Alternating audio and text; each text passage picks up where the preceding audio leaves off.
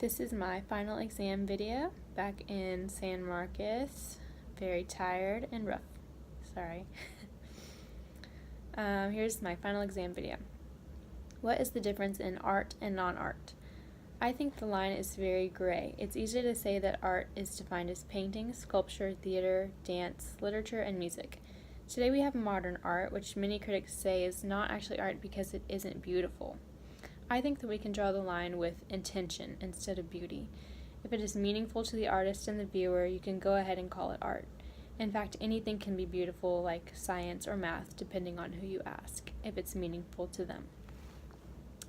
How is seeing art in person instead of in a book different for you? Seeing art in person allows me to appreciate it much more. If I looked at one of Picasso's paintings in a book, I wouldn't be a fan. I wouldn't be very impressed.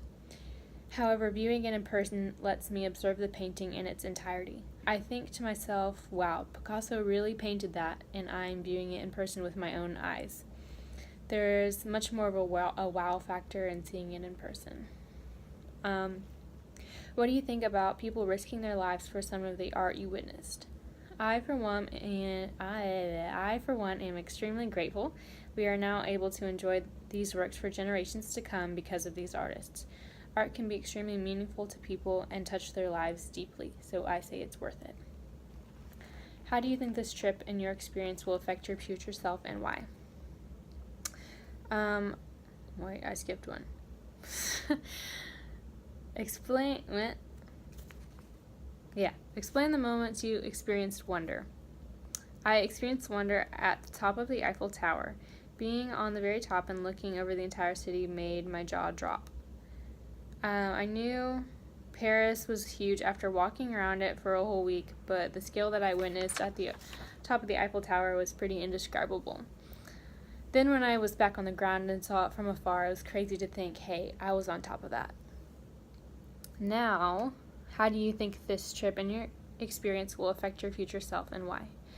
This trip made me think a lot about our culture in America. It was weird to see everyone dressed a little nicer in Europe and dressed nicer myself, and then to come back to America and on my first day of summer classes, everyone was wearing athletic shorts and a t-shirt.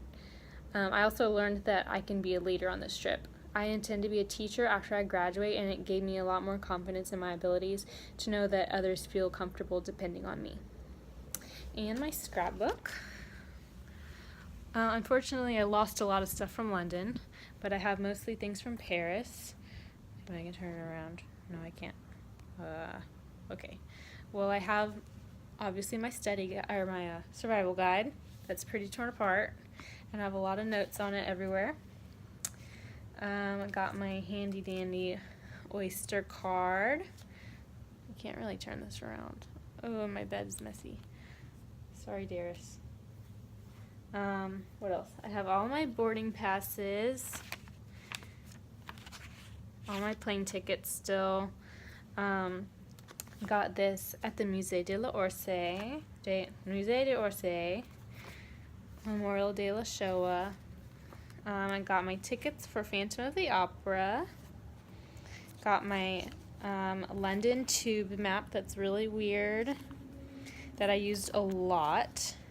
Got my Paris map that I didn't use a lot because I just used Google Maps. And I have my Versailles Garden tickets, and then all of my tickets from the Paris Metro. And hopefully I will get like a nicer scrapbook to put that in, but for now it's on my bed. Right.